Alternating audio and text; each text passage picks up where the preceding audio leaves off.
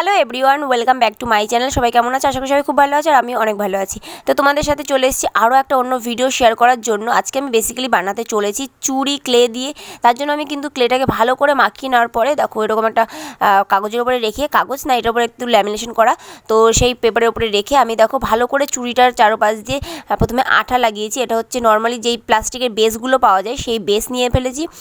এবার আমি এটাকে ভালো করে ক্লেটাকে দেখো চুড়িটার উপরে আটকে দিচ্ছি। এবার যেহেতু একটু একটু এদিক ওদিক চুড়ি দেখা যাচ্ছে, মানে যেই প্লাস্টিকের বেসটা ছিল সেটা দেখা যাচ্ছে, তার জন্য যাতে দেখা না যায় ভালো করে হাতের সাহায্যে আবার নিচেও একটু ডলে পুরো একদম মানে চুড়ির এপাশ আর ওপাশ যাতে সমান মনে হয় পুরোটাই ক্লে দিয়ে কিন্তু একদম মানে কভার করে ফেলেছি। কোনো রকম কিন্তু প্লাস্টিকের যেই বেসটা ছিল কোনো রকম কিন্তু দেখা যাচ্ছে না। এরপরে কিন্তু আমি পাউডার দিয়ে ভালো করে একদম স্মুথ একটা মানে চুড়ি রেডি করে ফেলেছি। কোনো জায়গায় কিন্তু ক্লে উঁচু বা নিচু বা কোনো দাগ কিচ্ছু ছিল না। এরপর আমি চুড়ির ওপরে কিছু ফুল বসাবো ছোটো ছোটো। সেই ফুলগুলো অলরেডি আমি কয়েকটা করেছি, কিন্তু তোমাদের বোঝার জন্য আরও কয়েকটা করে দেখাচ্ছি। তো একটু ক্লে নিয়ে আমি সেটাকে বেলে নিয়েছি। এবার একটা টুলের সাহায্যে আমি দেখো এরকম একটা ফুল শেপের একটা ছোটো টুল নিয়েছি। টুলের সাহায্যে কিন্তু আমি এরকম ফুলগুলো কেটে নিয়েছি। এটা কিন্তু চাইলে হাতেও করতে পারো, যেহেতু আমার কাছে টুল ছিল তাই আমি টুলের সাহায্যেই করলাম। এরপর আমি একটা সাইড ক্লিপ দিয়ে সেটার মানে ফুলের যে পাপড়িগুলো ছিল যার মাঝখানে একটু করে ড্যাপ করে দিচ্ছি, যাতে একটু ফুলটা একটু অন্যরকম একটু সুন্দর লাগে দেখতে, এর জন্য। তারপরে ফুলের মধ্যে আমি গোল করে একটা ক্লে বসিয়ে এবার আমি ডট ডট করে কেটেছি, কারণ এগুলো আমি ছোট্ট ছোট্ট সূর্যমুখী করতে চলেছি, এর জন্য আমি সেম কিন্তু সূর্যমুখীর মতন করাটি টাইপ করেছি।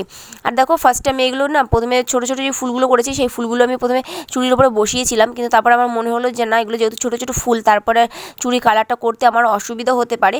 তো তারপরে আমি আবার কিন্তু এই ফুলগুলোকে তুলে নিয়েছিলাম। এই দেখো সব ফুল তুলে নিয়েছি, কারণ নাহলে অনেকটা অসুবিধা হবে কালার করতে। তোমরা চাইলে কিন্তু ওভাবে বসিয়েও একটু টাইম নিয়ে কালার করতে পারো, কিন্তু আমি একটু অন্যরকমভাবেই করলাম। তো ফুলগুলোকে ফার্স্টে কালার করে ওই যে শুকোতে রেখে দিয়েছি। এবার আমি চুড়ির যে বেসটা ছিল সেটাকে ভালো করে কালার করে নিচ্ছি। যেহেতু এটা একটা পুরো সেটের মতন, মানে একটা সেটের সাহায্যে যাচ্ছে, মানে সেটের সাথে যাচ্ছে, তার জন্য কিন্তু একদম মানে গ্রিন আর ইয়েলোর মধ্যেই রেখেছি। তোমরা কিন্তু তোমাদের নিজস্ব কাস্টমাইজ কালার কিন্তু করতে পারো, তার জন্য কিন্তু স্ক্রিনে দেওয়া নম্বরে অবশ্যই আমার সাথে যোগাযোগ করতে হবে। আর এই জিনিসটি যদি পছন্দ হয়ে যায়, পারচেস করতে চাও, তাহলে কিন্তু স্ক্রিনে যে নম্বরটি দেখতে পাচ্ছ এই নম্বরে কিন্তু অবশ্যই আমার সাথে কন্ট্যাক্ট করতে পারো।